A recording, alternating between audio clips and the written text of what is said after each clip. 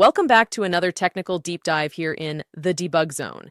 Today we're tackling a big question and breaking it down with insights from other users. Hopefully this clears up some misconceptions and helps you get the answer you need. So buckle up, stay a little curious, and let's jump right in.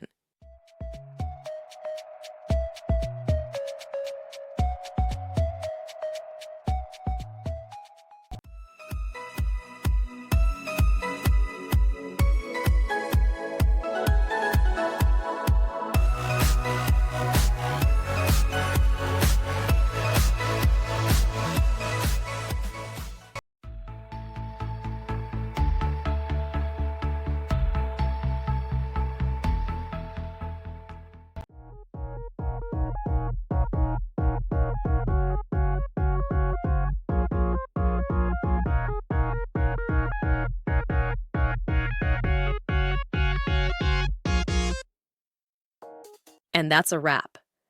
I hope you found the answer you were looking for.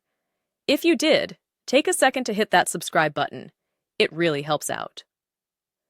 And let me know in the comments which solution worked best for you. See you next time in the debug zone.